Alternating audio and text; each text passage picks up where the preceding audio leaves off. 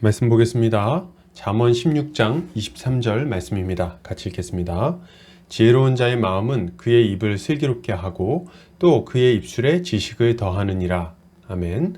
잠언 16장 23절 입술을 슬기롭게 하는 지혜자의 마음이라는 제목으로 말씀 보도록 하겠습니다.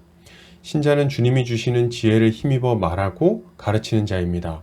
이웃에게 유익을 끼치기 위해 배우기를 멈추지 않는 자이기도 합니다. 오늘 본문을 통해 이에 대해 함께 살펴보도록 하겠습니다.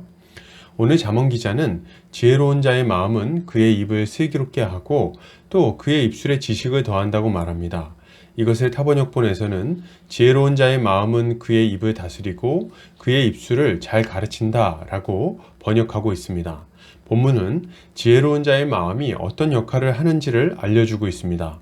이것은 지혜로운 자의 마음이 그의 입을 슬기롭게 할 뿐 아니라 하나님의 뜻을 잘 말하게 한다는 의미를 가지고 있죠.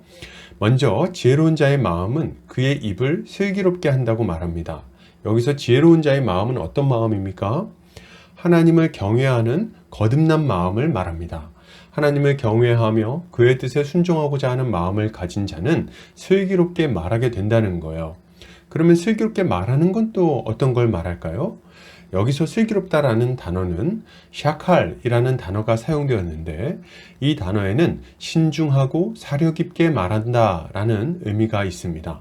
그러니까 하나님을 경외하며 그 뜻에 순종하는 자는 말을 할 때 함부로 말하지 않고 신중하게 말함으로써 덕을 세우게 된다는 거죠. 이것은 굉장히 당연한 말입니다. 하나님을 경외하는 자가 순종하고자 하는 하나님의 명령은 뭡니까? 이웃사랑이죠. 이웃을 사랑하는 마음이 충만한 자는 어떻게 말할까요?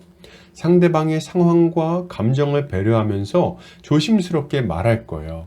상대방을 위로하고 격려하며 도전하는 말을 하기 위해 애쓰겠죠. 그러니 말에 있어서 실수가 적어질 뿐 아니라 자연스레 말로 덕을 세우게 되는 것입니다. 이것이 지혜로운 마음을 가진 자의 입이 슬기로워진다는 말의 의미인 거죠. 이것은 참으로 사모할 만한 모습입니다.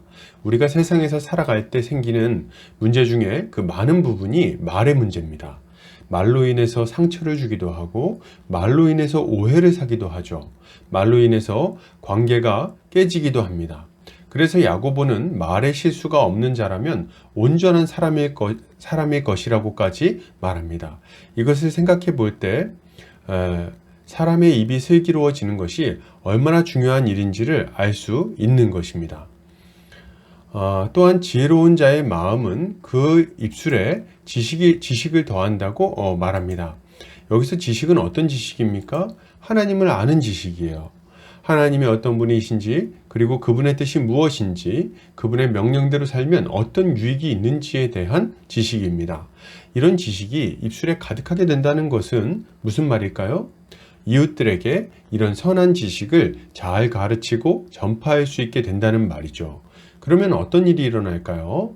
이렇게 입술에 지식이 더해지면 더해질수록 그는 더욱 힘있게 주님의 명령에 따라 이웃을 섬길 수 있게 될 것입니다.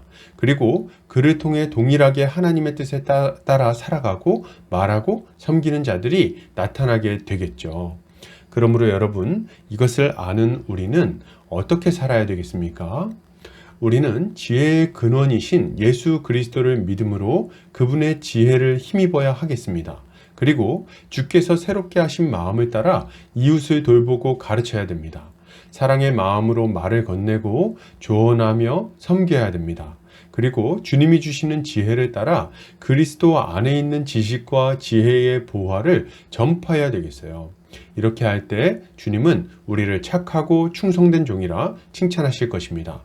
결론을 드립니다. 여러분, 신자는 주님이 주시는 지혜로운 마음으로 슬기롭게 말해야 됩니다. 날마다 말씀을 배우며 참된 지식을 전파해야 되겠어요. 이것이 우리를 향한 주님의 뜻입니다. 오늘도 주님의 지혜로 승리하는 성도님들 되시기를 주의 이름으로 축복합니다.